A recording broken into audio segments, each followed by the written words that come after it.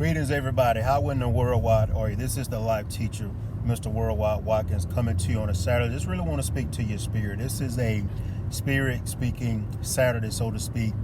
This morning, I had a privilege of talking with one of my good sisters at the church, whom I get to serve with, Miss Vivian Simpson, and we were talking about God's anointing and what that anointing does. And sometimes you may struggle with God's anointing because you may just not understand what he's doing in you and through you, what is he looking for you to do with it.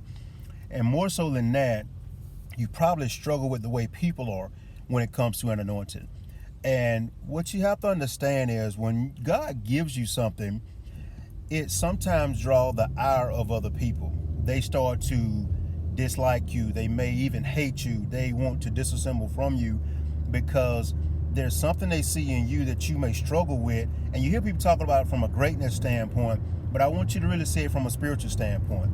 And if you're struggling with that, wondering what is it people have against you, it could strictly be they recognize the anointing God has given you. Okay?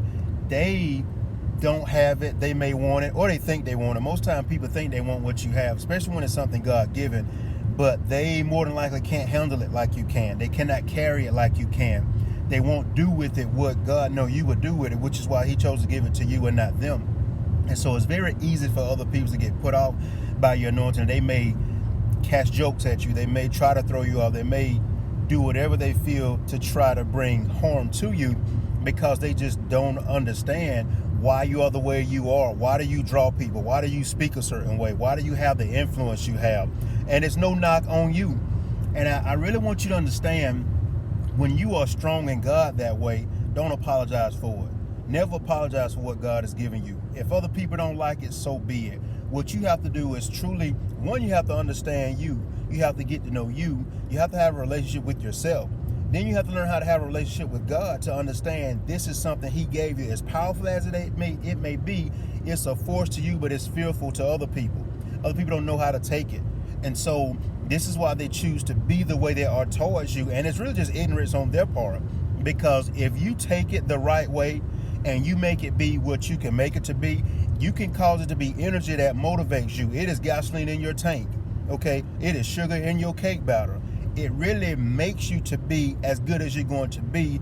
They're merely going to be your footstool.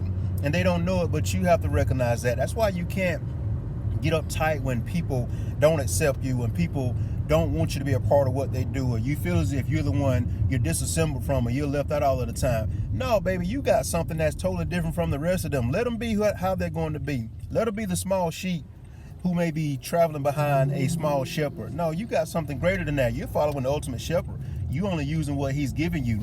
And here's an example of what an anointing would do. Go back to the Bible in the book of 1 Samuel.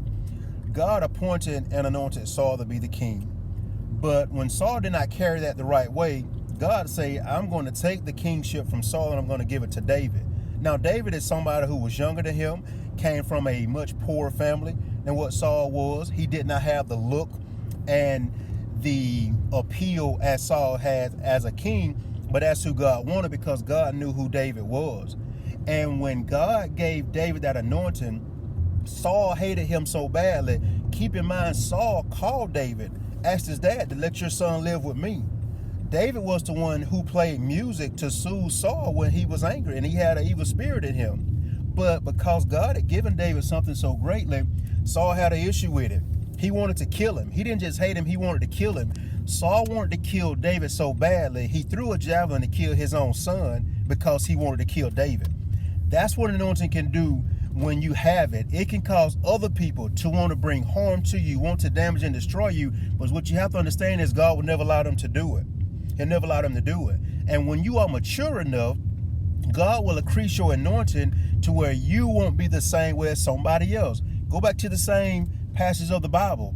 There was an opportunity where David could have killed Saul not once but twice. And again, you talk about the anointing and how great it is. David had so much respect for the anointing God gave Saul that he would not kill the one who tried to kill him on 2 occasions. And again, the respect of the anointing. He respected Saul and what God gave him. Even though Saul was not the king anymore, he respected anointing. And then when he talk about anointing being respected, when the second time, when David did not kill Saul, Saul respected that anointing and he chose not to follow David anymore and try to kill him. So that is how powerful your anointing is, what it can bring out of other people. It can be somebody you previously liked, somebody you previously had a good relationship with, but when they start to see what God is doing in you, it really cause them to be somebody totally different. But I need you to don't apologize at all for what God has given you, because you have to learn to appreciate it.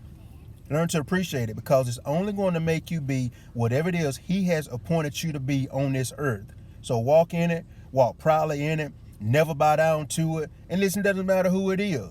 Okay? If your kids have a problem with your anointing, shake it off. Put them in place, but shake it off. If your spouse or significant other has a problem with it, shake it off, keep walking it. The folk you work with want to fire you because you're anointed. Let them do it. Have faith, trust God, walk with God. Never allow anybody or anything to cause you to think you're not what God wanted you to be, because they do not understand your anointing. I promise you, if you follow God the way you should, you will see the fruits of the labor you are to bear, because you chose not to succumb to anybody else's weakness. Enjoy the rest of your day and your weekend.